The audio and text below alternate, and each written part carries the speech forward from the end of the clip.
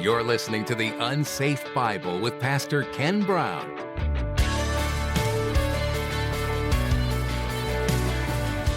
Just as Noah was saved, all who believe can be saved. Again, remember, back in Genesis 6, 1-8, God talks about what was going on and that he's going to have judgment fall on the planet. And he actually says that the Lord was sorry he made man on the earth. He was grieved in his heart. He says, I'll blot out man whom I've created from the face of the land. But Noah found favor in the eyes of the Lord. Well, Noah is a type of Christ, a picture of who Jesus Christ is.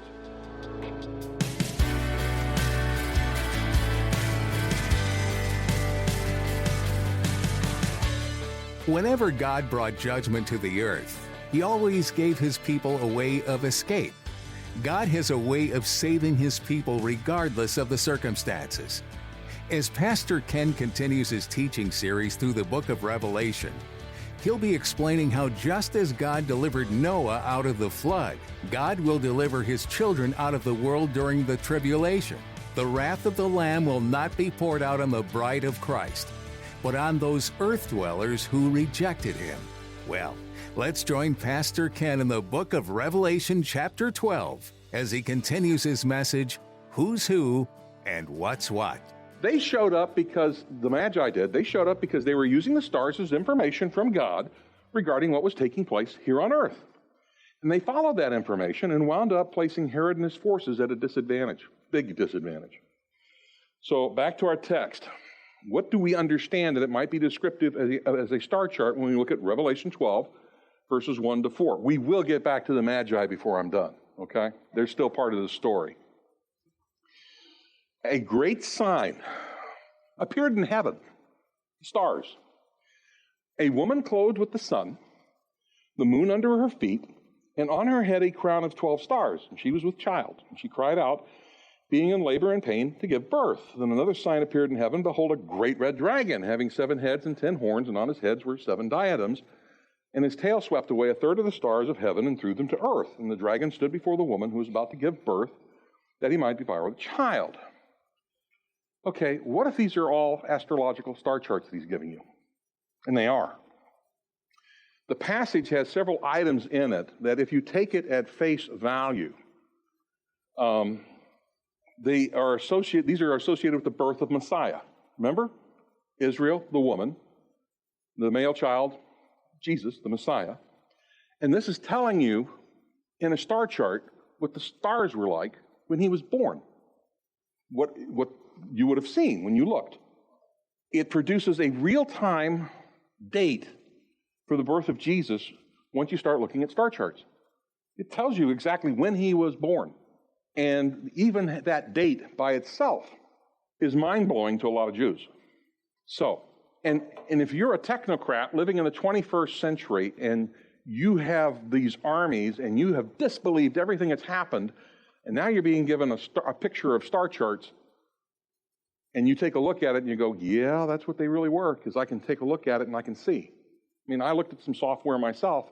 Yep, it shows up in the software. It just does. So the constellation of the pregnant woman. Virgo's not a pregnant woman when you look at the star charts, okay? But it's the only female figure in the zodiac, and Leo on the ecliptic. The ecliptic is where the path of the sun travels through the sky throughout the year. Above it, on the ecliptic, on that path, is Leo, and beneath it is Draco, which is in the southern sky. So, by the way, Virgo has 12 stars around her head when you look at the star charts. And indications are that these 12 stars about her head, and the moon would have to be passing beneath her feet at night, so you could see it. And during the day, the sun would have crossed about mid-body along the ecliptic. For contemporaries of John, his description of the sky woman, with the sun as her garment, a crown of 12 stars, and the moon at her feet, would be related to this constellation. In the vision, she would be in the middle of the sky, the sun covers her, but the clothing would change every month with the course of the sun and the moon. So there's only a certain period of time when this is actually be like this. So again, 12:1, a great sign appeared in heaven, a woman clothed with the sun, the moon under her feet, and on her head a crown of 12 stars. That's Virgo. You take a look at it on a star chart, there's 12 stars. It's an astronomical sign. I'm not going to go into it. I'll let you look at it yourself. I've got a quote here from Philo, who is a historian, talking about the 12 stones in the breastplate, also pointing to the sun, the moon, and the stars. He looked at it that way, so did Josephus. So the woman is Israel. The 12 stars are the tribes of Israel. Okay, getting back to what Dr. Heiser says, the idea that the woman is a constellation is plausible when you look at the text. The description that the woman is clothed with the sun is stock astronomical language used by the Greeks of that time period. So they would just be talking about, okay, clothed by the sun is passing over Virgo at the midpoint on that particular day. The moon is at her feet. It's passing underneath her feet. The woman must be in astronomical language on the ecliptic, this line in the sky, where the sun has, during the day, been right in the midpoint, and the moon is following its journey across her feet. So when you're looking at it, you know that the sun was there earlier today, and now you see the moon going underneath her feet. Great, not a problem. So this is Virgo, and the sun would have been right about here, okay? The moon would have been crossing right here. Leo's up above. And, well, it's Libra, but prior to the establishment of Libra and Draco, it was one. It was just a dragon. And they separated it out later in time. But the name of this sign in the Hebrew is Bethula, which means a virgin. In the Arabic, it means a branch, and it means a virgin, okay? So you have a virgin clothed by the star, the sun, coming across, the moon underneath her feet. Now, this is another chart that shows up in a work that's actually on the internet, and it shows you the position of the sun leading up to the particular day in question. It says the moon, the first point at the top is Leo, and it says the moon was there at 7 o'clock in the evening on September 6th, 3 BC. But the moon on September 11th at 7 o'clock is right here underneath her feet. And the sun would have also passed across the midsection the same day. So, the birth of the child in Revelation 12, whom's been identified as Jesus, should have occurred while the sun was clothing the woman, when the sun was mid-body to the constellation Virgo. This happened only during a 20-day period in 3 BC, August 27th to September 15th. For 20 days, the sun was in that position. The problem is, though, is when you take a look at the birth of John the Baptist, and when he was born, and the course of Abijah, and there's a whole additional story connected with that I want to get into, you come to a narrower time period, and actually, according to Dr. Martin, you get down to a period of an hour and a half on one day that Jesus could have been born, based on the star charts that are given here in Revelation 12. The detail that the moon is under the feet is important. The sun, okay, great, that narrows it to 20 days. But the moon narrows it to 90 minutes. There's only a 90-minute time period when that would have been possible happening. And it happened to be on a day of a new moon, which means you can barely see it, but it happened. The moon's behavior relative to the ecliptic and Virgo in any given year is just a 90-minute period on a specific day. That's it. So using the astronomical information in Revelation 12 regarding the position of the stars on the day of the birth of Messiah, we know that while observing the stars, the constellation Virgo would have a period of time annually when observed from this area of the world, when one would look at this area of the sky the constellation would be in, the sun would cross the constellation in an area approximately mid-body, which would indicate pregnancy, for a 20-day period every year. This particular year, 3 BC, it was August 27th to September 15th. 3 BC is being used because when you take a look at John the Baptist and when all that took place, and when the course of Abijah, which was when his dad was serving in the temple, and when mother would have gotten pregnant, you come to 3 BC. The moon has to be located underneath the feet of Virgo, which narrows the window from 20 days to 90 minutes between 6:15 and 7:45 p.m. on 3 BC, which we also know as September 11th, 3 BC. That's the date it would have been. How's that for a date? The Apostle John saw this heavenly relationship that occurred at the time of Jesus' birth. And in 3 BC, this exact combination of celestial factors happened just after sunset on September 11th. It could not have occurred on any other day. Even on September 10th, the moon would have been located above the feet, not below, and you wouldn't have seen it on September 10th because it was a new moon. You wouldn't have seen that. You have to see the moon to be able to declare it's a new moon. Oh, and because it's in September, that's the first day of the new year for a Jew, Rosh Hashanah. So this is the day. This is the only day it could be. So again, back to Revelation 12, verses 1 to 4. A great sign appeared in heaven, a woman clothed with the sun and the moon under her feet, and on her head a crown of 12 stars. And she was with child, and she cried out, being in labor and in pain to give birth. Then another sign appeared in heaven, and behold, a great red dragon, having 7 heads and 10 horns, and on his heads were 7 diadems. And his tail swept away 1/3 of the stars of heaven and threw them to earth. And the dragon stood before the woman who was about to give birth, so that she gave birth that he might devour the child. Now, the color red indicates to us that it's a constellation, come on, back up, in the southern sky. It stands at the feet of the woman. So if you're looking at a star chart and you're looking at the way that they've got it designed, and the dragon used to include Libra as the claws of the dragon. Now it's just 2 different constellations. You would see this dragon there, and it's a technical term, again, for fixing and designating the location of a star or star set. So again, you have a technical astronomical term here in the book of Revelation. It's in present perfect grammatical form, and it points to a condition that we still see today. Okay? So it hasn't changed. The word does not describe a behavior that all of a sudden this constellation moved over and did this and then left. It didn't. That's the way it is. It's just like that. So we're dealing with 2 fixed constellations whose significant signs is seen by the prophet for the first time. And this, of course, relates to all of us, because what John is describing to us is something that happened, that would have been visible all the way from creation. When that happens, when these things come together, something is happening.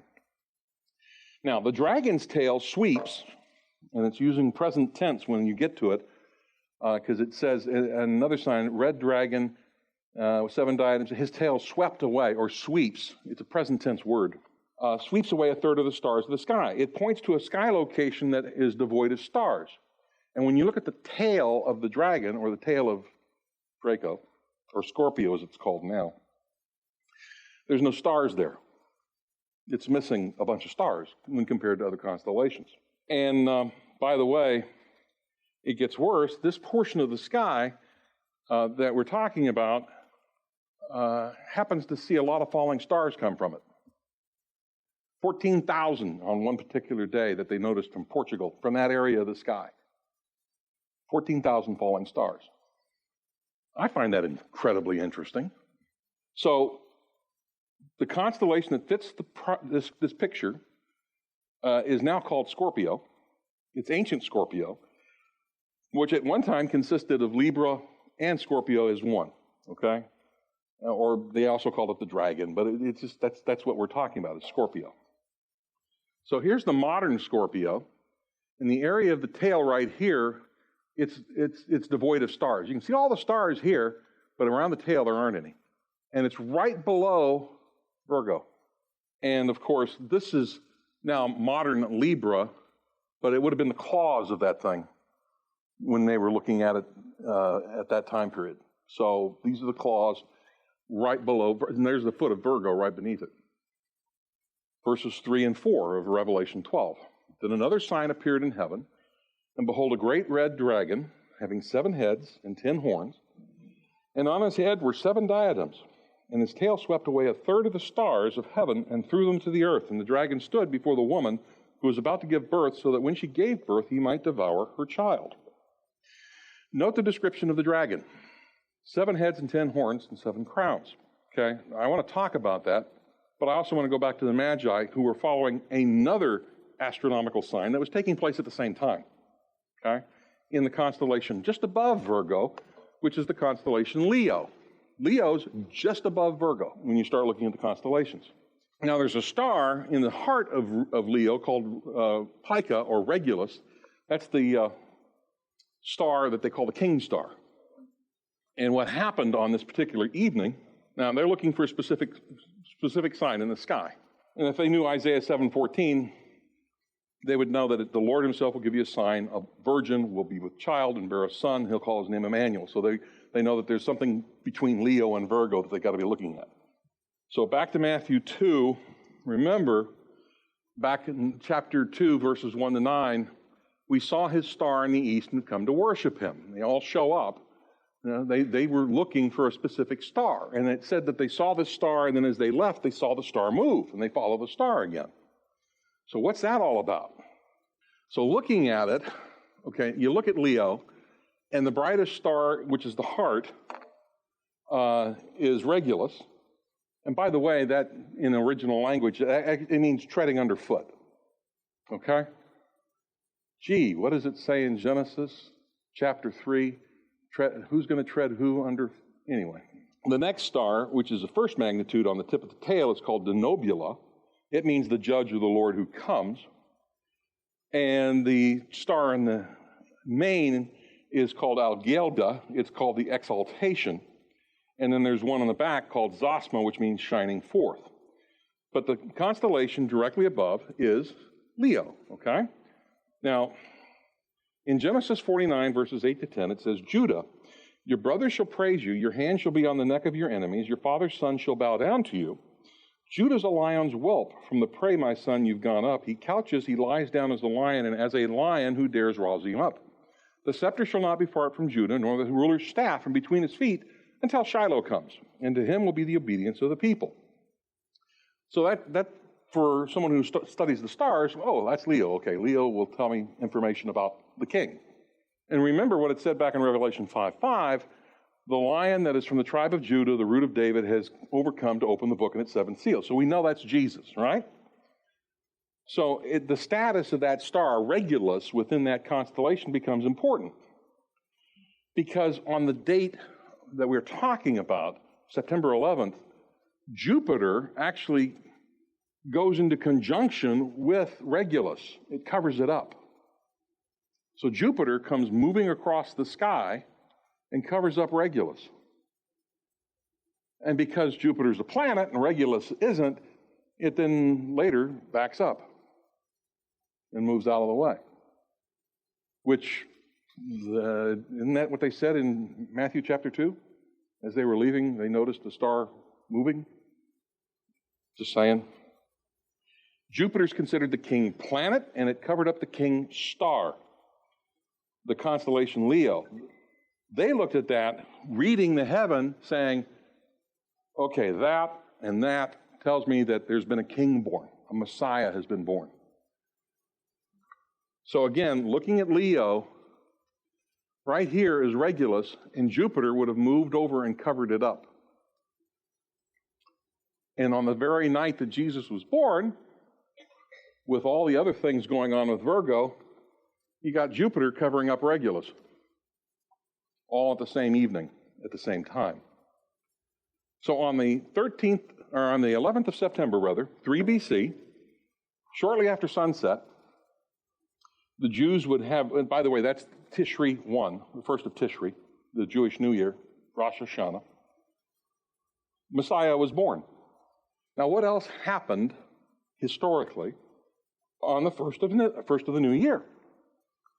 Now, you have a civil new year and you have a religious new year. Yeah, the religious new year is in the middle of the year. We just had it. This is the civil new year. Genesis 8:13 tells us on the 601st year of Noah, on the first month of the first of the month. So in other words, on Rosh Hashanah, the water dried up from the earth, and Noah removed the covering of the ark, and look and behold, the surface of the ground was dried up.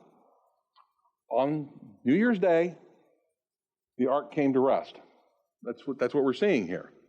By the way, the Jews also believe that the world was created that day too.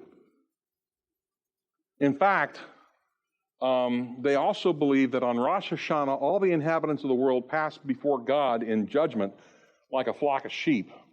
And there's a determination as to whether or not your name is in the book of life or not. I mean, that's what they believe. That's not exactly true, but when you start seeing, okay, Jesus was born on Rosh Hashanah, they believe it's the day of judgment. Does that also mean that's the day that Jesus returns on Rosh Hashanah in judgment? Could be. There are various legends concerning the Feast of Trumpets or the Feast of Rosh Hashanah. They think that Adam was created this day. Adam fell on this day. Cain was born on this day with a twin sister. I don't know where they get that from, but they believe it. Abel was born with a twin sister that day. Cain and Abel offered their sacrifices on this day. Cain killed Abel that day. The flood dried up. Abraham was born and died on this day. And they think Isaac and Jacob as well. So, I mean, they've got a lot of things tied into this day that a Jew would look at and say, well, and Messiah was born on this day. Told with a star chart that points to a specific period in time that you can't get away from. Now, recall, back also in Genesis 6, God said he was going to judge the world via a flood due to evil committed by the watchers, where they corrupted the whole planet. Messiah was born on the exact day that Noah uncovered the ark, after the world was judged by God for the sin of the watchers and the corruption that came with it. So the flood undid the sin of the watchers, but the coming of Messiah will completely undo it and eliminate them. Just not yet. You know, he's done it, but not yet. That's that tension that we see constantly. So just as Noah was saved, all who believe can be saved. Again, remember, back in Genesis 6, 1-8, God talks about what was going on and that he's going to have judgment fall on the planet. And he actually says that the Lord was sorry he made man on the earth. He was grieved in his heart. He says, I'll blot out man who I've created from the face of the land. But Noah found favor in the eyes of the Lord. Well, Noah is a type of Christ, a picture of who Jesus Christ is. Revelation 11:19, John tells us he sees the Ark of the Covenant. Nothing's blocking his vision. There's no curtain in front anymore. He has complete access. Noah is a type of Christ. The real deal has been born on the same day that the ark was uncovered. The ark being Noah's ark, but now the ark itself is uncovered as well. And it's a permanent reversal of everything that Satan did in the corruption of Genesis 6. Jesus is the permanent cure, born of the same bloodline as Noah, and he's the king. And a Jew would see all of this, and they'd read this in Revelation 12, and they'd get it. This is talking about something that they would understand. What John provides us is a review from the stars as his proof text of the coming and birth of Messiah, almost down to the exact minute. So yeah, Jesus was born September 11th, 3 BC, probably somewhere between 6:45 and 7:15 in the evening. So much for your Christmas. Sorry. There's another story to be told, though, but we think it appears that possibly the wise men, the Magi, showed up on December 25th. So there you go. I'm not going to go into that. But a description of who will stand against him, how it'll appear the dragon wins, but he's caught up, and the woman Israel, where he came from, will be supernaturally protected. It's all here in the stars. They'll see it.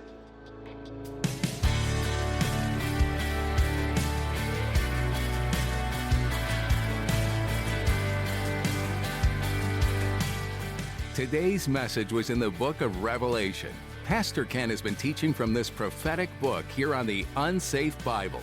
You hear often about people trying to predict the end of the world or referring to some kind of apocalyptic event. But the truth is, the real apocalypse or revelation of Jesus Christ is something unlike anything else. If you know Jesus, you see these events as something that God will bring about to eventually restore things to how they were meant to be. If you view God as an enemy, you would naturally perceive the events in Revelation as some foreign enemy seeking to wreak havoc on the world and bring it to ruin. So what's the truth? If you're curious about what we believe and what our core foundation is built on, go to theunsafebible.com to learn more. Are you in the Jupiter, Florida area? If so, you're welcome to join us for these types of teachings in person. You'll find ways to contact us on our website, so you can learn when and where we meet each week. You can also access more teachings online by going to theunsafebible.com and looking under the Media tab. Catch up on any messages you've missed, or listen to one you already heard as a refresher. Once again, that's theunsafebible.com. We're so glad you took the time today to hear from God and His Word.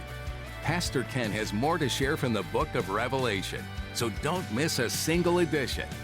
In the meantime, continue growing on your own in this very peculiar book of the Bible. And join us again on the Unsafe Bible.